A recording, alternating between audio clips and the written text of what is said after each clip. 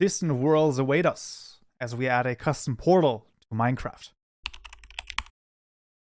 Alright, we find ourselves back in IntelliJ once more, and in this tutorial we're gonna be treading where no person has walked before. That's not quite true actually, but we're gonna be adding a custom portal to Minecraft with Forge. I know, I can't believe it myself. The benefit in Fabric is that there is actually a custom portal API that is very, very easy to use. However, the same thing does not exist for Forge. However, there does exist a great resource, and that is the Undergarden repository right here. Luckily, this is under the MIT license, therefore some of the code can be reused, and I've used this code to basically extract exactly what we need out of this. So first of all, great job on the Undergarden, and then let's take a look at what exactly are the, well, different components that we're going to need. So there's actually quite a few things that we're going to need, but bear with me here, it's going to be fine. All of this is, of course, available to you in the description below, GitHub repository and individual gist as well, because we will be copying over quite a few things here because, well, most of it is sort of code where you only need to change one or two different things and then you should be fine. So we're going to need one custom block class. So we're going to start right here, right click, new Java class, and this is going to be the KJ portal block. This is going to be the block inside the portal. Once again, I will copy over the contents. Now we will get just a couple of errors right here, but this shouldn't be too crazy. So there's a couple of things here, but most of them can be fixed in just a moment. So you can see, first of all, we need a custom tag actually here. We're going to add that in just a moment as well. Of course, the block has to be registered. Should be nothing too crazy right here. And I believe that is almost all that we need. So let's first of all register the block. So in our ModBlocks class, we're going to copy over the ebony sign actually, because this is also a block that doesn't have a block item. So this is going to be the Kaupen_portal, of course, with the name Kaupen_portal. And this is, of course, then going to be the following. We're actually going to delete all of this. We're going to say KJ portal block : new. There you go. And that is pretty much all that we need here. Now let's go into the portal block. Again, the class right here, and you can see the portal block now works. We then need the tag. This tag determines what the frame of the portal is going to be. So let's add it to our tags right here. This is going to be a block tag in this case. So nothing too crazy and nothing that we've not seen before.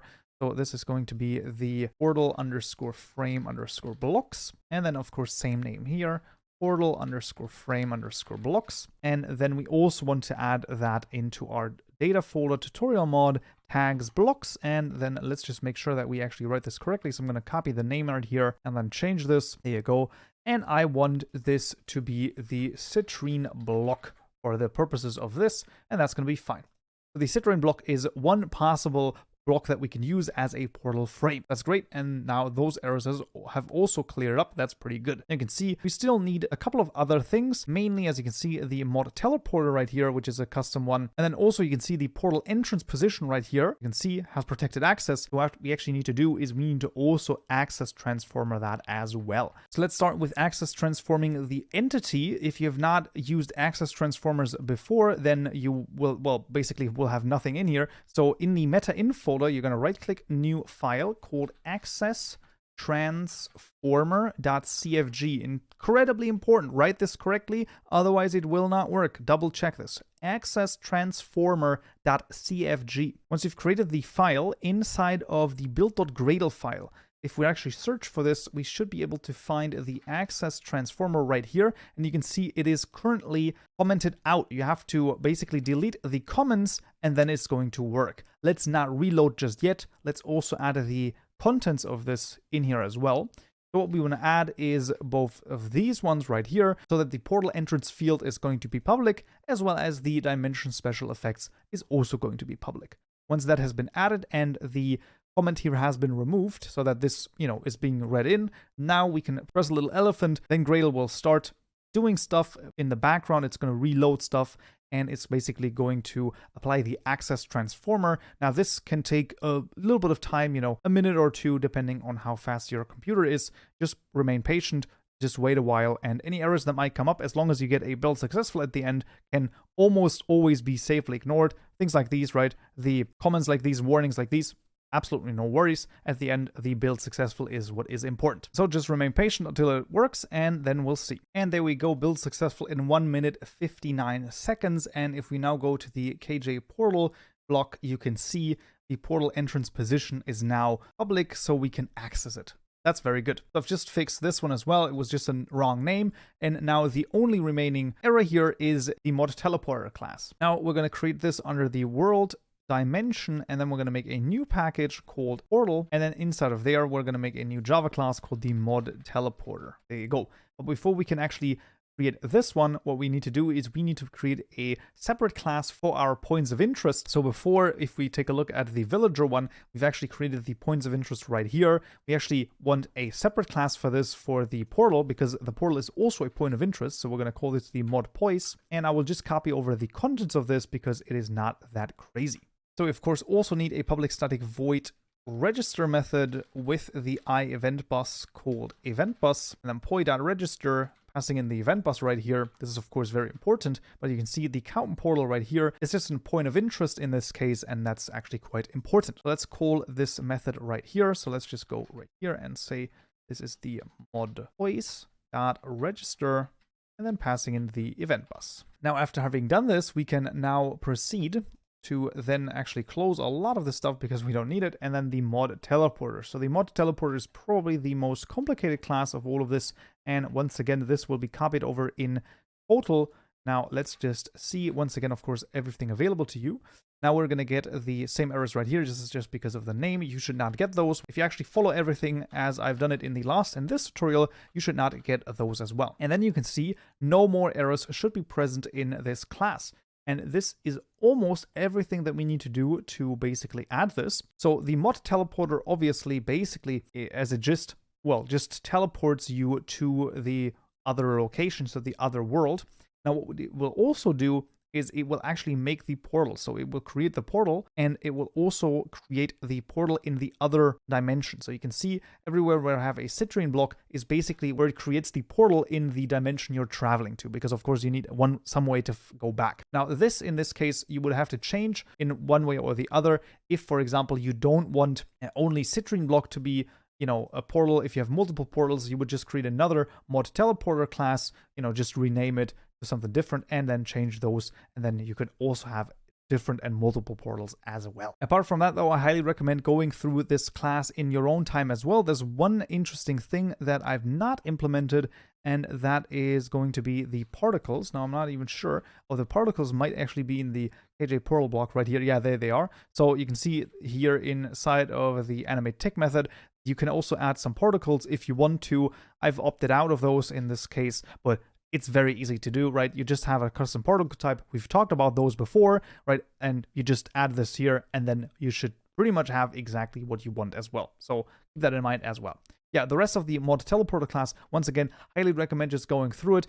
Most of this basically is just sort of a boilerplate code in the sense that it's going to be very, very similar every time you add a custom portal or a custom teleporter. So, you know, I'm not going to go through it in its entirety. You can do this on your own time, of course, as well. As you've, of course, very much seen, this definitely does require a little bit of Java knowledge. I would say intermediate to advanced, probably at least. Otherwise, it will be quite difficult. But yeah, if there's anything extra that you want, you got to do that on your own. You have all of this available to you, so no worries at all. Now, we still need JSON files for our custom block, crazily enough.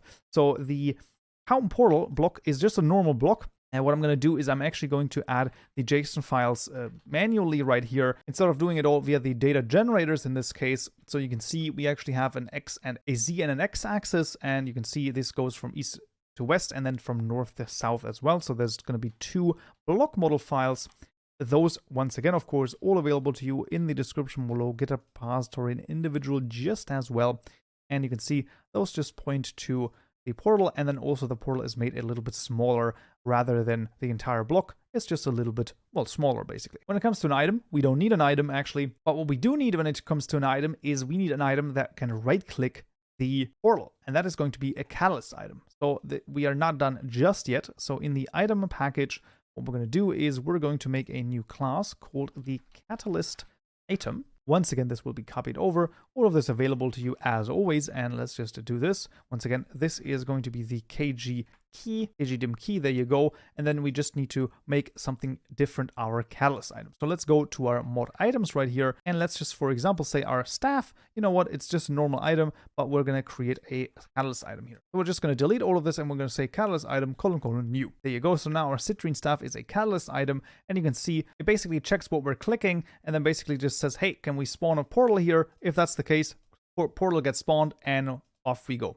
That's pretty much it. So now let's go into our world and see if it works. All right, we found ourselves in Minecraft. Now do note that the portal, I believe, can only be lit in the overworld. So first of all, let's go and respawn in the overworld, and then let's see if it works. So let's get ourselves the ingredients that we need. First of all, a citrine block, and then also the citrine staff that doesn't have a model apparently, but okay, fair enough. We're just gonna push through it. It's gonna be totally fine. I believe this is because of the data generators episode where they, you know, it didn't quite work, something like that. We're gonna be fine. So a portal, the size can be any which way that you want, basically, just like a nether portal would work.